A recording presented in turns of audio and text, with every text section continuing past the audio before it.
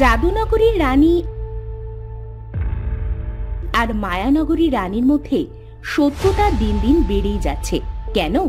ওই যে দেখুন, দাওয়ায় বসে আছে আনন্দ, নিম ডাল দিয়ে দাঁত ঘষছে তার জন্য। আপনারা ভাবছেন কেন? এক্ষুনি বুঝতে পারবেন। ওগো শুনছো? কোথায় তুমি? এই তো এইখানে। কি হয়েছে?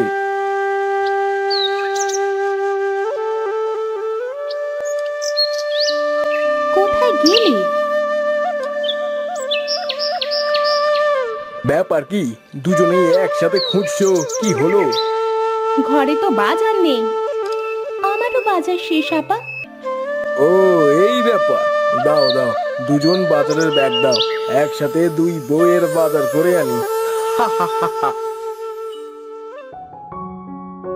হয়েছে, অত হাসতে হবে না। ঠিক বলেছিস বোন, চল আমরা না হয় ভেতরে যাই, আর তুমি তাড়াতাড়ি বাজার সেরে এসো। আনন্দ তার বিয়ে করা দুই বউ নিয়ে তো খুশিই ছিল, এমনকি তার দুই বউও খুশি ছিল, কিন্তু খুশি ছিল না কেবল দুই বউয়ের মা, অর্থাৎ মায়ানগরীর রানী মায়া আর জাদুনগরীর রানী কণিকা। তারা একে অন্যের শত্রু ছিল, কিন্তু দুর্ভাগ্যক্রমে তাদের মেয়ের জামাই ছিল একজনই। এই মায়া কি করি বলতো? রানীমা, তাকে এখন আপনি চাইলেও কিছু করতে পারবেন না। আপনার জামাইয়ের দ্বিতীয় স্ত্রী মিনার মা, আর আপনার জামাইয়ের শাশুড়ি সে। এটাই তো ঝামেলা। তবে রানীমা, আপনি কিন্তু তাকে অপমান করার কোনো সুযোগ ছাড়েন না। কোন আক্কেলে যে জামাই বাবা জীবন ওই ছোট লোকের মেয়েকে বিয়ে করলো? ও এই কথা।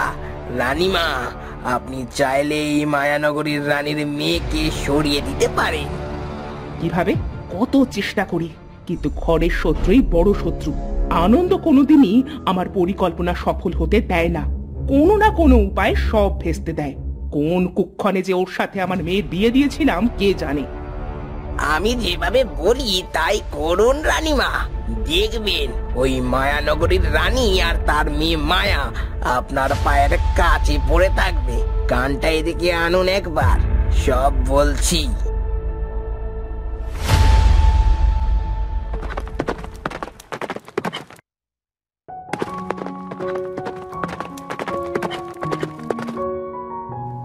মায়া, মা মায়া, কোথায় তুই? এই দেখ, আমি তোর সাথে দেখা করতে এসেছি। মায়া, আনন্দ, বাবা আনন্দ, কোথায় তোমরা?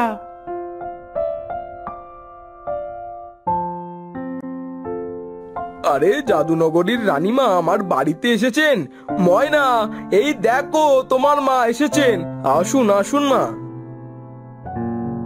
ওমা, তুমি আমার বাড়িতে এসেছো মা, আমার যে কি খুশি লাগছে।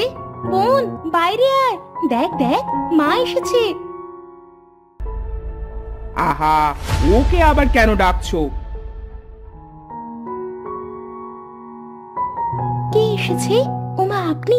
আসুন আসুন, আপনি আবার মা, সেই সূত্রে আমারও মায়েরই মতন। আসুন।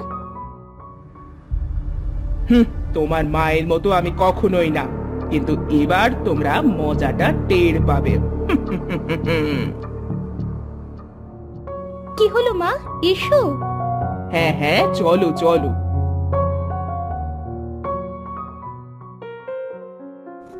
আপনি কোনো খবর না দিয়ে এলেন যে? কোনো সমস্যা হয়েছে কি মা?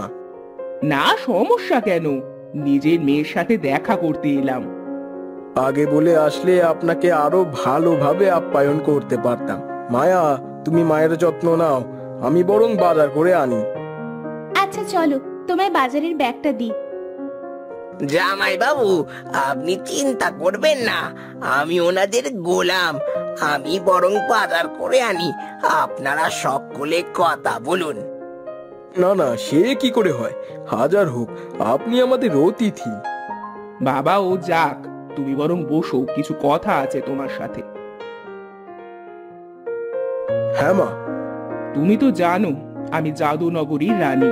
তোমার বুদ্ধিতে খুশি হয়ে আমি আমার মেয়ের সাথে তোমার বিয়ে দিয়েছিলাম, আর কয়েক বছর পর আমার শত্রু রাজ্য মায়ানগরীর রানীও খুশি হয়ে তোমার সাথে নিজের মেয়ের বিয়ে দেয়। হ্যাঁ মা। মা, এসব আবার কেন? আমায় বলতে দে মা। আমি এতদিন ভেবেছিলাম মায়া হয়তো আমার শত্রু, তাই তার মেয়ে মিনাও আমার শত্রু। কিন্তু মিনার ভালো ব্যবহার দেখে আমার মনে হয় ওরা খুব ভালো মনের মানুষ। আমি মায়া রাজ্যের সাথে সব শত্রুতা শেষ করতে চাই। আমি চাই তুমি তোমার দ্বিতীয় শাশুড়িকেও নিমন্ত্রণ দাও। কি ব্যাপার হলো? জাদুনগরীর রানী হঠাৎ তার পরম শত্রুর সাথে বন্ধুত্ব কেন করতে চাইল? ব্যাপারটা তো সুবিধের নয়, দেখতে হচ্ছে। কি ভাবছো? এ তো ভালো প্রস্তাব। তুমি এক্ষুনি মিনাকে বলে তার মাকে খবর দাও। এত বছর পর শত্রুতা শেষ হবে। আচ্ছা বেশ, আমি বরং গিয়ে এটা জানিয়ে আসি। আচ্ছা বেশ বেশ।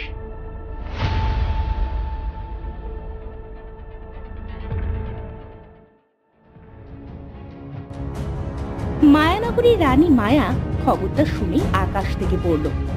কি কি বলছো তুমি এসব বাবা? ঠিক বলছি মা। আচ্ছা বেশ, আমি একটু ভাবতে চাই, তারপর যদি আমার সিদ্ধান্ত পাল্টায় তবে আমি কাল যাব। বেশ রানীমা।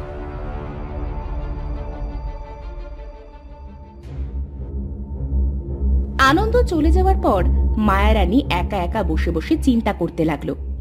এর পেছনে নিশ্চয়ই কোনো রহস্য আছে। আমায় দেখতে হচ্ছে বিষয়টা। আমি কালই যাব।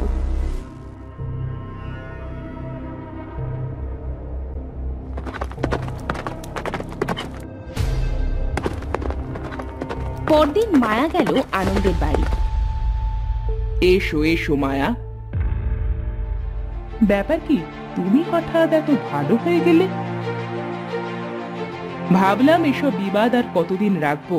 আমাদের দুজনের রাজ্যের মধ্যে ঝগড়া ঝামেলার তো কোনো কারণ নেই।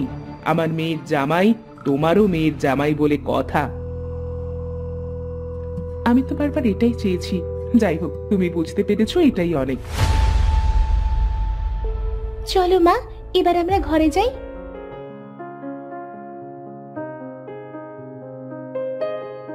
দুপুরবেলা সকলেই খাবার খেতে বসলো। মা, আমি পায়েস বানিয়েছি। বাহ, খাবার তো বেশ ভালো হয়েছে। পায়েসটাও খুব ভালো হয়েছে।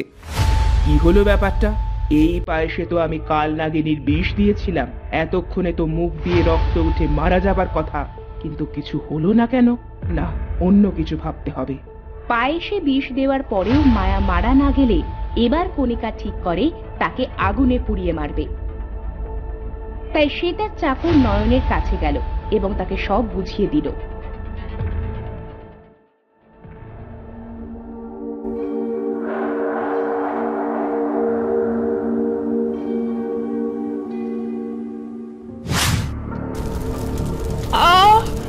বাঁচাও, কে আছো? আমাদের বাঁচাও। আমি আর আমার মেয়ে ভেতরে।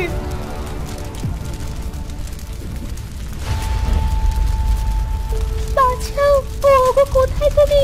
আমরা দরজা খুলতে পারছি না, বাঁচাও। কেউ বাঁচাতে আসবে না। বাবা জীবন আর আমার মেয়ে ময়নাকে আমি বাড়ির বাইরে পাঠিয়েছি। আজ তুই আর তোর মেয়ে পুড়ে ছাই হবি। দেখি কে তোদের বাঁচায়।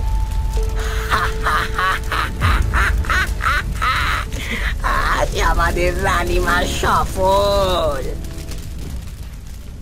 ঘর পুড়ে একেবারে ছাই হয়ে গেল, কিন্তু মায়া রানী আর মিনাকে কেউ বাঁচাতে আসলো না। সকালবেলা কণিকা পা ছড়িয়ে কাঁদতে লাগলো। তার কান্না দেখে আশেপাশে সকলে জড়ো হয়ে গেল। অন্যদিকে আনন্দ আর ময়নাও চলে এলো। ওগো, এ কি সর্বনাশ হয়ে গেল গো! কে আছো? দেখে যাও গো। মায়া আর তার মেয়ে মিনা পুড়ে ছাই হয়ে গেল গো। আহারে, কত ভালো ছিল, একেবারে পুড়ে ছাই হয়ে গেল গো। এ কি কাণ্ড! কি হয়েছে মা? ঘর পুড়ে গেল কিভাবে? আর মায়া, রানী, মিনা ওরা কোথায়? বোন, কোথায় তুই? কি হলো? কাঁদিস না মা, সবই একটা দুর্ঘটনা। হঠাৎ বাইরে এসে দেখি সব শেষ। ওরা দুজনও পুড়ে ছাই হয়ে গেছে। আগুন কিভাবে লাগলো মা? আমি জানি না বাবা। হঠাৎ মায়া আর মিনা দুজন অদৃশ্য হতে সামনে এলো। সকলেই তাদের দেখে অবাক হয়ে গেল। থামো সবাই, আমাদের কিছু হয়নি। হ্যাঁ আপা, আমাদের কিছুই হয়নি। এটা কিভাবে সম্ভব? তোমরা তো আগুনে। তুমি হয়তো ভুলে গেছো যে আমি মায়ানগরীর রানী মায়া, আর ও আমার কন্যা। আমরা মায়াজাল বিছাতে সক্ষম। কিন্তু কি হচ্ছে এসব? ঘরে আগুন লাগলো কিভাবে? শোনো তবে কি হয়েছিল।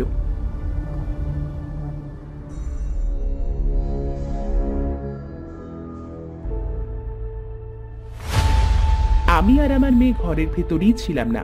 তুমি আর কত নিচে নামবে কণিকা? আনন্দ আমাকে আগেই বলেছিল সাবধানে থাকতে। মা, তুমি কিভাবে এই কাজটা করতে পারলে? মিনা আমারই ছোট বোনের মতো। যখন আমরা দুজন সুখে আছি, তখন তুমি কেন ওদেরকে শত্রু ভাবছো? আমি আজ থেকে তোমার সাথে সব সম্পর্ক শেষ করে দিচ্ছি। তুমি ভুলে যাও যে আমি তোমার মেয়ে। না মা, এভাবে বলিস না। আমি আমার ভুল বুঝতে পেরেছি। এই তুই ক্ষমা করে দে। আমি এই ভুল আর কখনো করব না। মায়া, তুমি আমায় ক্ষমা করো। আমার দ্বারা ভুল অবশ্যই হয়েছে, কিন্তু আমায় শেষ একবার সুযোগ দাও। বেশ, তুমি যখন নিজের ভুল বুঝতে পেরেছো, তখন আমি তোমায় ক্ষমা করলাম। আপা, উনি তোমার মা, আর সন্তান ভুল করলে যেমন মায়েরা ক্ষমা করে, তেমনি মায়ের ভুলও সন্তান ক্ষমা করতে পারে, তাই না? সকলে যখন নিজের ভুল বুঝতে পেরেছে, তখন তুমি আর রাগ করে থেকো না। বেশ, আমার শর্ত একটাই। কি শর্ত? মায়ানগরী আর জাদুনগরীর মধ্যে আর কোনো বিবাদ থাকবে না। দুই রাজ্য মিলেমিশে থাকবে। আমি রাজি মা, তোর জন্য আমি সব করতে রাজি। আমিও রাজি। যদি আমাদের মেয়েরা একসাথে বোনের মতো থাকে, তবে আমরাও সেভাবেই থাকতে পারি। এরপর থেকে মায়া আর কণিকাও বোনের মতো থাকতে লাগলো।